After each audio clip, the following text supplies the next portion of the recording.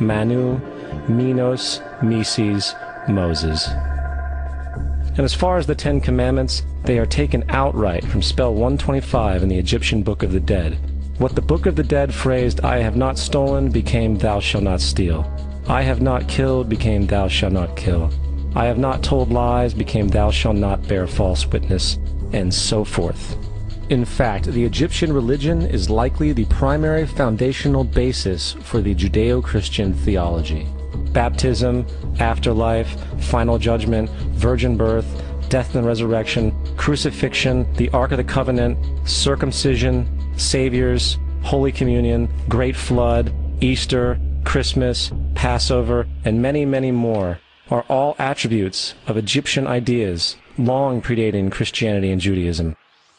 Justin Martyr, one of the first Christian historians and defenders, wrote, "When we say that he, Jesus Christ, our teacher, was produced without sexual union, was crucified and died and rose again and ascended into heaven, we propound nothing different from what you believe regarding those who you esteem sons of Jupiter."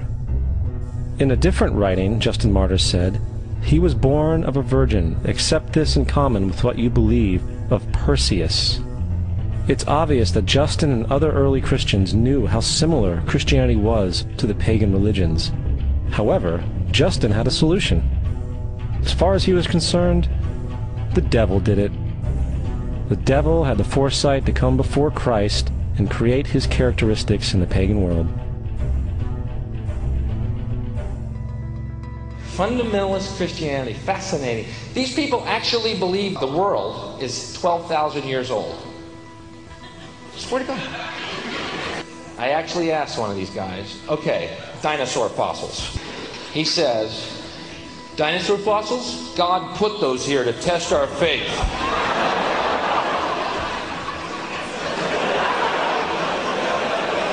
I think God put you here to test my faith, dude.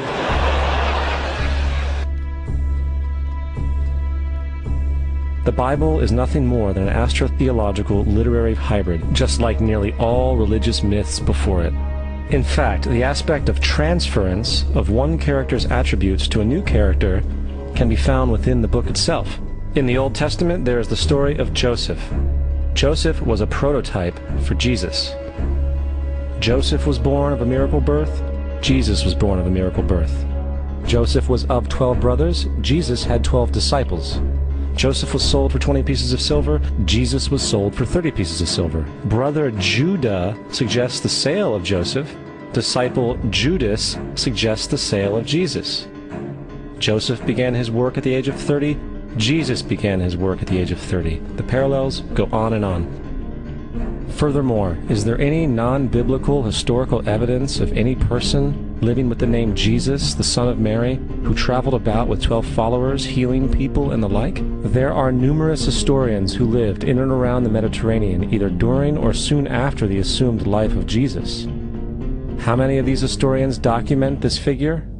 Not one.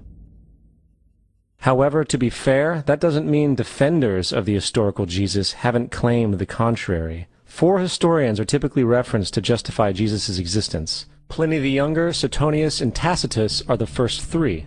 Each one of their entries consists of only a few sentences at best, and only referred to Christus or the Christ, which in fact is not a name but a title. It means the Anointed One. The 4th source is Josephus, and this source has been proven to be a forgery for hundreds of years. Sadly, it is still cited as truth. You would think that a guy who rose from the dead and ascended into heaven for all eyes to see and performed the wealth of miracles acclaimed to him would have made it into the historical record. It didn't, because once the evidence is weighed, there are very high odds that the figure known as Jesus did not even exist.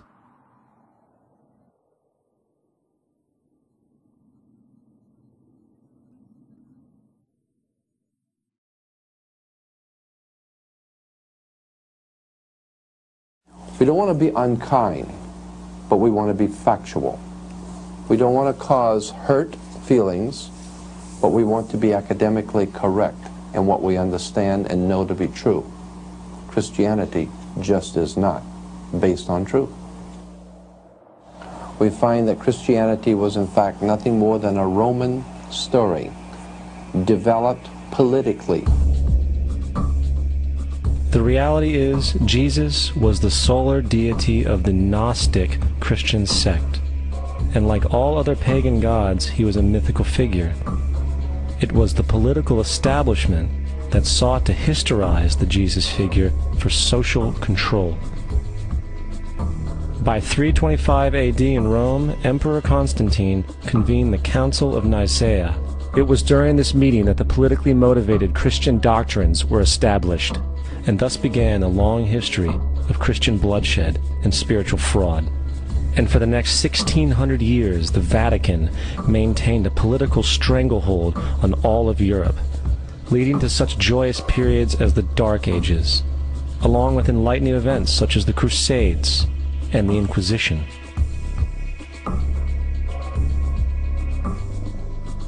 Christianity, along with all other theistic belief systems, is the fraud of the age.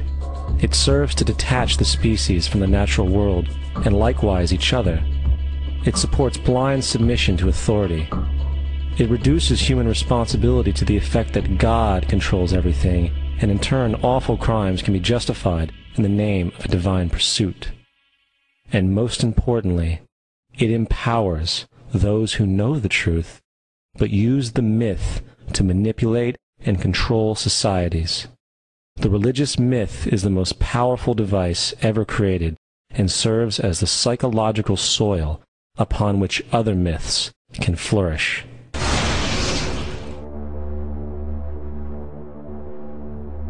A myth is an idea that, while widely believed, is false. In a deeper sense, in the religious sense, a myth serves as an orienting and mobilizing story for a people. The focus is not on the story's relation to reality, but on its function. A story cannot function unless it is believed to be true in the community or the nation. It is not a matter of debate. If some people have the bad taste to raise the question of the truth of the sacred story, the keepers of the faith do not enter into debate with them. They ignore them or denounce them as blasphemers. It is wrong, blasphemous, and sinful for you to suggest, imply, or help other people come to the conclusion that the U.S. government killed 3,000 of its own citizens.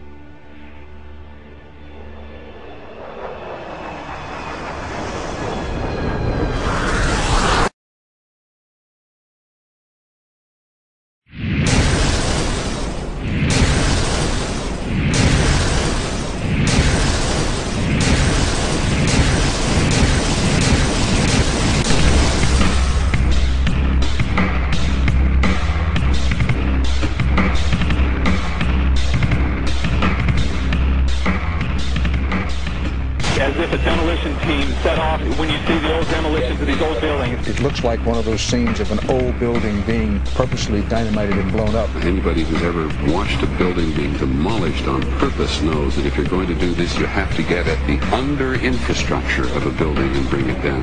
The way the structure is collapsing, this was the result of something that was planned. It's not accidental that the first tower just happened to collapse and then the second tower just happened to collapse in exactly the same way. How they accomplished this, we don't know. The building collapsed to dust. You don't find a desk. You don't find a chair. You don't find a telephone, a computer. The biggest piece of a telephone I found was half of the keypad, and it was about this big.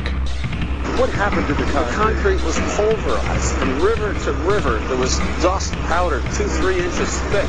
The concrete was just pulverized. Reminiscent of those pictures we've all seen too much on television before, when a building was deliberately destroyed by well-placed dynamite to knock it down.